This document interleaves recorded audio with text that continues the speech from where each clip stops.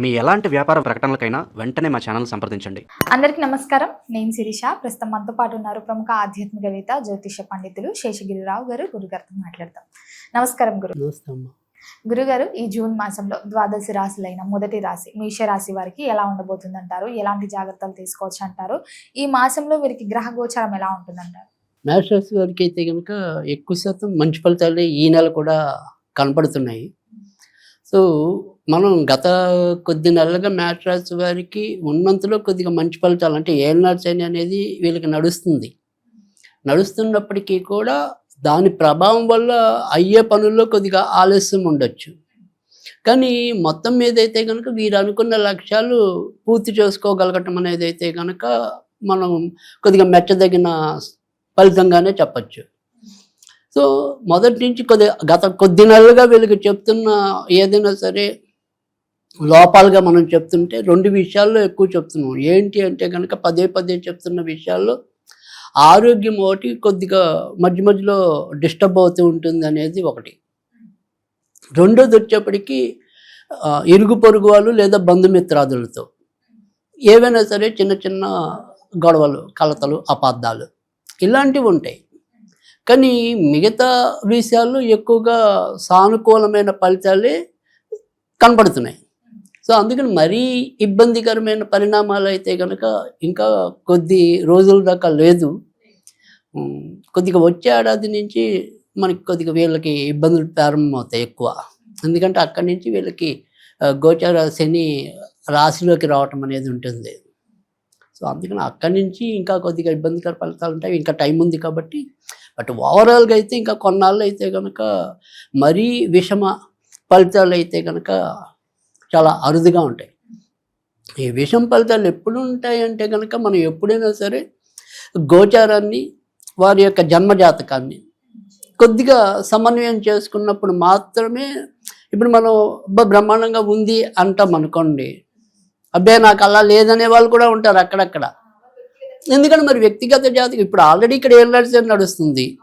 వ్యక్తిగత జాతకంలో ఏ రాహు దశో శని దశో అలా వాళ్ళకి ఇంకా కొద్దిగా ఇబ్బంది పెట్టే దశ నడుస్తుంది అనుకోండి. ఇక్కడ గోచారంలోనూ అంతంత మాత్రంగా ఉండి అక్కడ జాతకంలోనూ అంతంత మాత్రంగా ఉంటే అది ఇంకా యాడ్వర్స్ ఉంటుంది.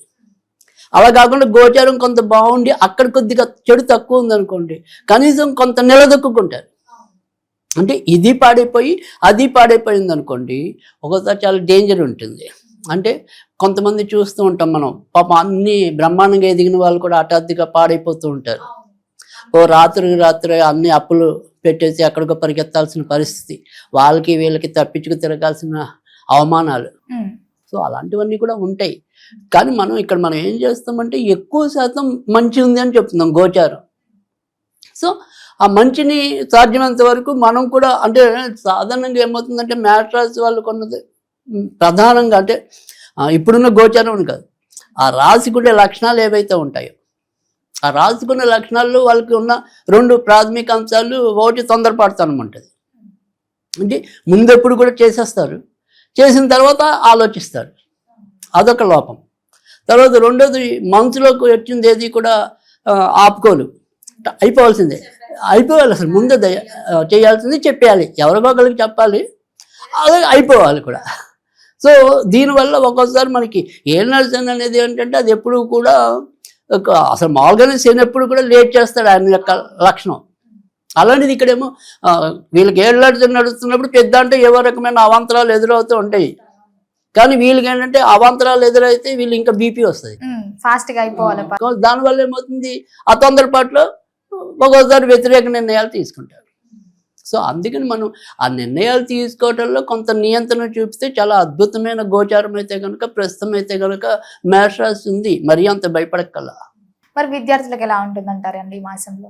అంటే విద్యార్థులు మాత్రం కొద్దిగా బాగా శ్రమ పడాల్సి ఉంటుంది. కష్టపడితే మాత్రం ఖచ్చితంగా ఫలితం రావటం అనేది ఉంటుంది. కానీ బట్ ఆశించినంత మరీ మంచి ఫలితాలు అయితే రావు. ఏదో అలా బయటపడ్డాం అనేది ఉంటుంది తప్ప కొద్దిగా నిరాశ అనేది ఉంది విద్యార్థుల విషయంలో అయితే. మరి ఉద్యోగాల విషయానికి వస్తే ఉద్యోగాలు వాళ్ళకి బాగుంది. సో కొత్తగా ఉద్యోగాలు రావాలన్నా కూడా మంచి జరగడానికి ఉంది. తర్వాత ఏదైనా సరే ఉన్న చోట మంచి జరగాలన్నా కూడా ఇంకా మంచి పెరుగుతుంది. తర్వాత రెండోది వచ్చేప్పటికి మనకి ఇప్పుడు రాశి నుంచి రెండో ఇంటికి కుజుడు చేరుకోవటం అనేది ఉంటుంది. సో అందుకని అక్కడ నుంచి ఏంటంటే ఆయన నుంచి మించి జూన్ 20 నుంచి వృషభంలోకి కుజుడు ప్రవేశించడం అనేది ఉంటుంది. సో జూన్ 20 నుంచి నెలాఖరు వరకు, అంటే జూన్ చివరి వరకు, అప్పుడు మటుకు కొత్తగా ఉద్యోగాల వాళ్ళకి ఇబ్బంది కాదు. ఉద్యోగం ప్రయత్నించే వాళ్ళకి ఆల్రెడీ ఇప్పుడు ఉద్యోగాలు ఉన్నారే వాళ్ళకి అక్కడ ఆడవాళ్ళ మూలకంగా ఇబ్బందులు రావడానికి అవకాశం ఉంది. ఎప్పుడు జూన్ 20 నుంచి నెలాఖరులోపు. సో అందుకని అప్పుడు మాత్రం కొంతవరకు తమ కింద ఎవరైనా సరే తమ పైన కానీ ఇలా స్త్రీలు ఉంటే కనుక వారి విషయంలో కొద్దిగా న్యూట్రల్గా వెళ్ళటం అనేది చెప్పదగిన సూచన. మరి గురుగారు వివాహ యోగం కూడా ఉందంటారా ఈ మాసంలో? నిజ జ్యేష్ఠ మాసంలో కూడా ముహూర్తాలు స్టార్ట్ అవుతూ ఉంటాయి కదా, మరి వివాహ యోగం ఉందంటారా వివాహ ప్రయత్నాలు చేసేవారికి? తప్పకుండా ఇప్పుడు కూడా మంచి తృతీయంలోనే వీరి యొక్క వివాహకారకుడు సంచరించడం అనేది ఉంది.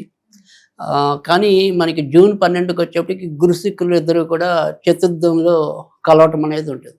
కనుక జూన్ 12 నుంచి మరింత యోగం ఉంది. అంతేకాకుండా జూన్ 12 తర్వాత అంటే మనం ఏమంటాం, ఒక ఇంటి వాళ్ళు అయ్యామంటాం. అంటే పెళ్ళి అయితే ఒక ఇంటి వాళ్ళు అయ్యామంటాం. సో అలా ఒక ఇంటి వాళ్ళు అవటంతో పాటుగా ఒక ఇల్లు కొనుక్కోవాలన్నా కూడా సాధ్యమవుతుంది, అంటే గృహయోగం కూడా. సో అలాంటివన్నీ కూడా జూన్ 12వ తారీఖు తర్వాత నుంచి ఇంకా స్పీడ్ అందుకుంటుంది. తర్వాత జూన్ 12 తర్వాత నుంచి ప్రతి విషయంలో కూడా ఎంతో కొంత ఊరట, అంటే ఈ శని వల్ల అవ్వని పనులు, ఆశ వదిలేసుకున్న పనులు కూడా ముందుకు వెళ్ళటం అనేది. అలాగే ఇప్పటిదాకా సంబంధాలు చూసి విసికి వేసారిపోయిన వాళ్ళు ఒకసారి సడన్గా ఇంకేం చూస్తాంలే వీళ్ళకి ఎంతే ఇంకా అవదాన్ని ఆ నిరాశను వదిలేసి ఇప్పుడు ఇంకొద్దిగా చురుగ్గా ప్రయత్నిస్తే గతాన్ని వదిలేయండి, ఇప్పుడు మంచి ఉంది దాన్ని అందుకోండి.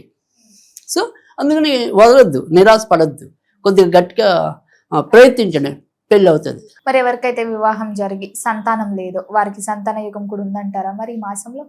సంతాన పరంగా వచ్చే విషయాల్లో అయితే కనుక చెప్పుకోదగిన ఇబ్బందులు అయితే ఏమీ కనపట్టలేదు. ఈ నెల దానికి కూడా సానుకూలకంగానే కనిపిస్తుంది సంతాన పరంగా కూడా. మరి కుటుంబ వాతావరణం ఎలా ఉంటుందంటారు ఈ మాసంలో? కుటుంబ విషయాల్లో ఇందాక మనం చెప్పుకున్నాం, ఏదైనప్పటికీ కూడా చిన్న చిన్న కలతలు అనేది తోడబుట్టిన వాళ్ళతో అవ్వచ్చు, లేదా భార్యాభర్తల మధ్య అవ్వచ్చు. సో కొద్దిపాటి కలతలు ఉంటాయి, కానీ దానివల్ల ఏమన్నా బాగా అతి చెడు అయితే జరగదు. బట్ మళ్ళీ తొందరగానే సమసిపోవటం అనేది ఉంటుంది. తాత్కాలికంగా మాత్రం కొద్దిపాటి ఇబ్బందులు అయితే ఏర్పడతాయి. ఆరోగ్యపరంగా ఎలా ఉంటుందంటారు గురువు? ఆరోగ్యం మటుకు మనం మొదటనే చెప్పుకుంటున్నాం, ఆరోగ్యం ఒకటి ఎప్పుడు కూడా వీళ్ళు కొంతవరకు జాగ్రత్తగానే ఉండాలి. అయితే ప్రమాదకరమైన స్థితి అయితే ఉండదు, కానీ సిమ్టమ్స్ అనేవి ఇప్పుడు ఏర్పడుతున్నాయి వీళ్ళకి. అంటే భవిష్యత్తులో వచ్చే పెద్ద వ్యాధులు ఏవైతే ఉంటాయో ముందే ఇప్పుడు ఒక సూచనలు అనేవి ఇప్పుడు ఉన్నాయి. కనుక కొద్దిగా జాగ్రత్త ఉండాలి. ఎందుకంటే జూన్ 12, 2027 నుంచి ఇంచుమించుగా మనకి అక్కడ రాశిలోకి శని రావటం అనేది ఉంటుంది, మేష రాశిలోకి 2027లో. అప్పటి నుంచి ఇప్పుడు మనం కనుక నిర్లక్ష్యం చేసిన దానికి అక్కడ ఎక్కువ మూల్యం చెల్లించాల్సి ఉంటుంది. ఇప్పుడే జాగ్రత్త పడితే సో ఇప్పుడే కొద్దిగా మనకి ఏదైనా సరే చిన్నపాటి చీటికి మట్టి కీళ్ళ దగ్గర ఏదైనా ప్రాబ్లం ఉంది, ఒకసారి వెళ్ళండి, ఎందుకంటే రేపు అక్కడే సర్జరీ అవసరం అవ్వచ్చు. సో ఇప్పుడు మీకు జస్ట్ ఒక లక్షణాలే ఉంటాయి. ఆ లక్షణాలే అంటే ఇవి చిన్నవే కదా, మనం భరించేవే కదా అనేది వద్దు, కొద్దిగా జాగ్రత్త తీసుకోండి, బాగుంటుంది. ఆర్థిక పరంగా ఎలా ఉంటుందంటారు? అధికంగా ఖర్చులు అధికంగా ఉన్న చెప్పుకోదగిన ఇబ్బందులు అయితే ఇప్పట్లో అయితే ఏమీ లేవు. ఖచ్చితంగా వారు అనుకున్న రీతిలో ధనం అవసరానికి రావటం అనేది ఉంటుంది. ఎలాంటి ఖర్చు వచ్చినా కూడా తట్టుకుని నిలబడగలిగే ధైర్యం అయితే వస్తుంది. గురుగారు, ప్రతి మాసంలో మీరు స్విచ్ వర్డ్స్ చెప్తా ఉంటారు కదా, మరి ఈ మాసంలో జూన్ మాసంలో మేషరాశి వారు ఎలాంటి స్విచ్ వర్డ్? అంటే ఈ నెల మనం స్విచ్ వర్డ్స్ అనే దానికన్నా కూడా స్పెషల్ ఫోకస్ ఏంటంటే, ఇప్పుడు ప్రస్తుతం అయితే కనుక మనకి అధిక జ్యేష్ఠ మాసం అనేది నడుస్తుంది. సో ఇంచుమించు జూన్ 15 దాకా కూడా అధిక జ్యేష్ఠ మాసం అనేది ఉంటుంది. సో ఈ అధిక జ్యేష్ఠ మాసం అనే దాన్ని మనం పురుషోత్తమ మాసంగా అంటాం. అంటే ఈ నెల అంటే ఏదైతే అధిక జ్యేష్ఠం అంతా కూడా మనం ఎంత ఎక్కువగా శ్రీమన్నారాయణని పూజిస్తే మనకు వచ్చే ఇబ్బందులు అంత తగ్గడానికి అవకాశం ఉంటుంది. అందుకని మనకి 2 విధాలా కలిసి వచ్చేలాగా ప్రతి రాశికి ఈ నెలకు మాత్రం మనం స్విచ్ వర్డ్స్ ఆపుకొని ఆ విష్ణునామాలు ఏవైతే మంచివి ఉంటాయో అవి మనం చెప్పుకుందాం. సో ఈ నెలంతా కూడా వీళ్ళు సాధ్యమైనంత వరకు కూడా అచ్యుతాయ నమః అచ్యుతాయ నమః అచ్యుతాయ నమః అనుకోవటం వల్ల ఉద్యోగాల్లో వచ్చే ఆకస్మిక ఇబ్బందులు కానీ, ఈ బంధుత్వాల మధ్య వచ్చే కలతలు కానీ ఇలాంటివన్నీ కూడా తగ్గిపోవటం అనేది ఉంటుంది. సో అందుకని అచ్యుతాయ నమః అచ్యుతాయ నమః అనుకుంటే కనుక ఖచ్చితంగా మంచి జరుగుతుంది. గురుగారు ఓవరాల్ గా చూసుకుంటే మరి ఈ మాసం మొత్తంలో మేషరాశి వారికి ప్రథమార్థం 15 రోజులు బాగుంటుందంటారా, ద్వితీయార్థం అమావాస్య తర్వాత నిజ జ్యేష్ఠ మాసంలో కలిసి వస్తుందంటారా? అంటే ఏదైనప్పటికీ కూడా రెండో భాగంలోనే మరింత మంచి ఫలితాలు ఉన్నాయి. ఎందుకంటే 12వ తారీఖు తర్వాత నుంచి శుక్రుడు మారటం అనేది ఉంటుంది. ఇంచుమించుగా 21 వచ్చేప్పటికి కుజుడు మారటం అనేది ఉంటుంది. అయితే ఇప్పటికే జూన్ 1 నుంచి అర్ధరాత్రి నుంచి గురుడు మారటం అనేది కూడా జరిగింది. సో అందుకని ఓవరాల్గా అయితే మాత్రం ఖచ్చితంగా జూన్ రెండో భాగంలోనే మరింత మంచి ఫలితాలు ఉంటాయి. గురుగారు మొత్తం మీద జూన్ మాసంలో మేషరాశి వారికి ఎలా ఉంది, ఎలాంటి జాగ్రత్తలు తీసుకోవాలి, ఏ నామస్మరణ చేయాలో తెలియజేసినందుకు ధన్యవాదాలు.